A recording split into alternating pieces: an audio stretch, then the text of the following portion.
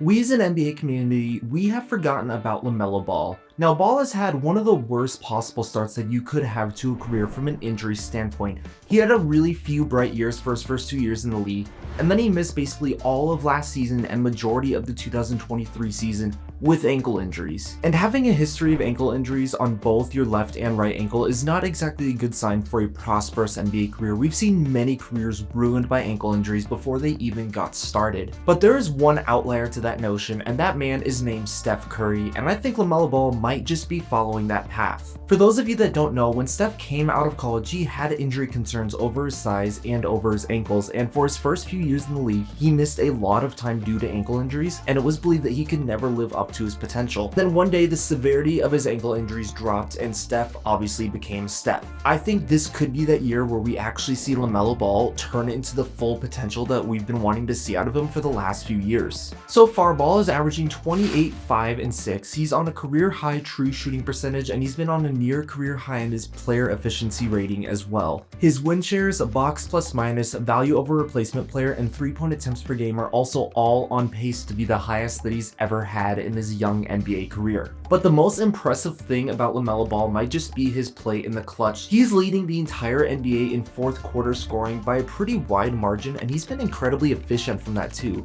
And his clutch scoring stats, basically games that are 5 points or less within 5 minutes, he's been top 5 in that for playing a lot less games compared to every other player. Ball is clutch, and he has been willing the Hornets in games that they really probably shouldn't be in. Charlotte was one of the teams that many people expected to take the league by storm this year, and I was a part of that list. Now, I've been watching a lot of Hornets games recently, and I still think that this team has a ton of potential, especially with the emergence of Brandon Miller. He had a slow start to the season, but he has really found his stroke in the last few games. And I think going forward, he is someone that is also worth talking about, but let's focus on the all-NBA level play from LaMelo Ball. So the first thing that I want to talk about with Ball is his three-point shooting. So he is leading the NBA in total 3 points attempted by a pretty wide margin. He's also shooting it at a pretty respectable rate, not the highest of his career, but definitely not a guy that you want to be leaving open. He's taking a lot of threes either off the dribble, kind of in uncomfortable positions, or from a few feet beyond the arc. He definitely has the most casual shooting form that I've ever seen out of an NBA player.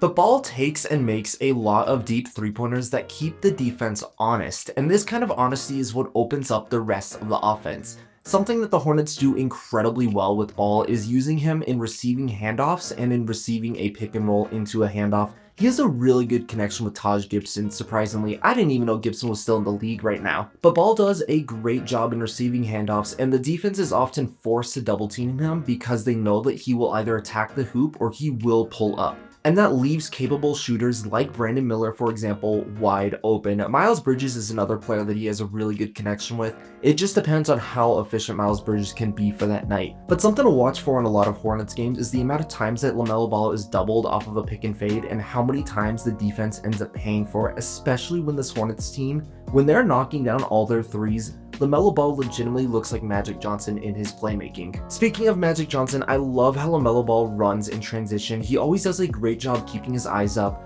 He has great targets in guys like Miles Bridges and Brandon Miller, and we've already seen at least 2 half-court lobs so far from Ball to Bridges, and I imagine there's going to be a lot more by the end of the regular season. So Ball takes and makes a lot of threes. He's elite when he is a handoff receiver, he is elite in the pick and roll, and we know he is an otherworldly passer. Albeit his assists are down a little bit from previous years, and his turnovers are also up, but he was at a way worse assist-to-turnover ratio, and that's kind of been dropping as the year goes on, and I wouldn't be surprised if it continues to drop a little bit more too. And then you just add in a lot of other abilities that Ball has, and it makes his perimeter game incredibly deadly. He is great at stopping on a dime, especially in transition. Like I said, he is great in keeping his eyes up and making those transition passes. He does a great job filling out the court. He's always in that empty space, and that always leaves the Hornets offense pretty well spaced out. This is definitely a team that I think would benefit from running more in pace. Their offense is ranked around 20th in the league, and right now they're 21st in pace. With a passer like Ball and with dunkers like Bridges and Miller and some of the other guys that they have,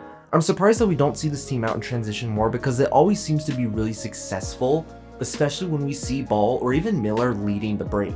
And it's also within the perimeter that LaMelo Ball can be an incredibly dominant player, and it's also where we see his passing shown off even more in running that pick and roll with guys like Grant Williams, Taj Gibson, or kicking it out to a shooter on the perimeter. Trey Mann and Seth Curry are great examples of teammates to go right alongside LaMelo. He does a great job getting to the rim and can typically blow by any guy that he wants to, especially when he's matched up against someone bigger. Evan Mobley right here, for example, can do nothing to stay in front of LaMelo, and he does a great job finishing at the rim as well. He has quite a few fancy finishes on the year, but I think the most impressive one was this one right here where he goes up between the middle of Brook Lopez and Giannis Antetokounmpo. That is not an easy finish, even for a bigger guard like him. Ball is even averaging a career high in free throw attempts at about 5 per game.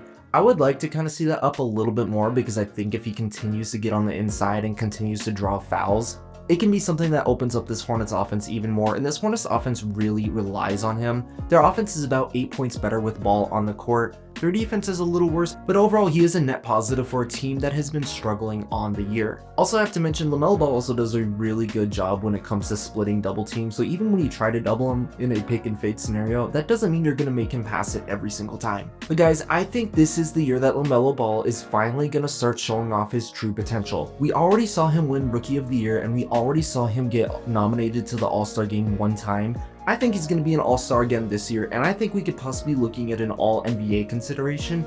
If he can keep this up, if he can drop his turnovers, and if he can continue to score, maybe we can see the Hornets turn it around a little bit and see them make a bit of a postseason push. At least at the very moment, they have a better record than Joel Embiid's 76ers right now, so I can't be too mad if I'm a Hornets fan. Honestly, I love Ball so much that I decided to pick up one of his uniforms in the last few days, and I waited until now just for it to get in so I can make this video. But guys, that is it for this one. LaMelo Ball is finally coming into his own this season, and I think this is going to be the year that he breaks into that star threshold, and I think he's going to start to put the Hornets on the map.